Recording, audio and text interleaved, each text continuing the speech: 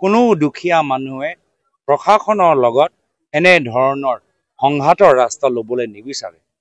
কিন্তু যদি প্ৰশাসনে পুনৰ সংস্থাপনৰ ক্ষেত্ৰত যদি ৰাইজক সহায় নকৰে, তেওঁলোকৰ খোৱা বোৱা ক্ষেত্ৰত সদায় কিবা অসুবিধাত তেওঁলোকক পেলায়, অহা যোৱা ৰাস্তাও তেওঁলোকক এই সুবিধাটো নিদিয়ে, তো ৰাইজেও এটা সময় দুখীয়া ৰাইজ হতাশ হোৱাটো স্বাভাৱিক।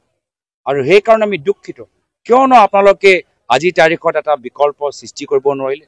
কিয় আপোনালোকে জনপ্ৰতিনিধি সেই অঞ্চলত গ'লেই আপোনালোকে জনপ্ৰতিনিধিক আঁতৰত ৰাখে?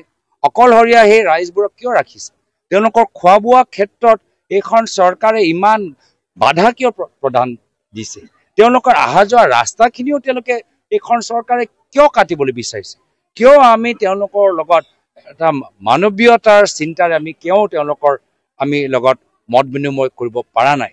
তো এয়া হ'ল পৰিকল্পনাহীন তেওঁলোকৰ সিদ্ধান্ত বা নিৰ্বাচনী কেন্দ্ৰিক ৰাজনীতি, যি ৰাজনীতি আমি গৰিহণা দিছোঁ, যি ৰাজনীতিক আজি সকলোৱে অসমৰ মানুহে চিনি পাইছে, গম পাইছে।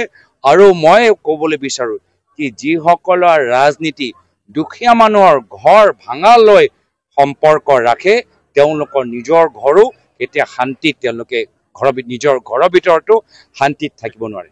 যিসকলে দুখীয়া মানুহৰ ঘৰ ভাঙি ভাল পায়, তেওঁলোকৰ নিজৰ ঘৰৰ ভিতৰত কেতিয়াও শান্তিৰ পৰিৱেশটো নাপাব। আৰু লগে লগে আমি অনুৰোধ জনাইছোঁ আমাৰ অসমীয়া মানুহক যে আইন নিজৰ হাতত নল'ব। ঘাত প্ৰতিঘাত অত্যাচাৰ অন্যায় এইখন চৰকাৰে বহুত কৰিব। এইখন চৰকাৰ আমাৰ ওপৰত বহুত আমাৰ দুখীয়া ৰাইজৰ ওপৰত অন্যায় তেওঁলোকে কৰিব, অত্যাচাৰ চলাব, প্ৰভোগ কৰিবলৈ চেষ্টা কৰিব। কিন্তু এইখন চৰকাৰৰ জালত আমাক ভৰি দিব নালাগে, আইন নিজৰ হাতত ল'ব নালাগে।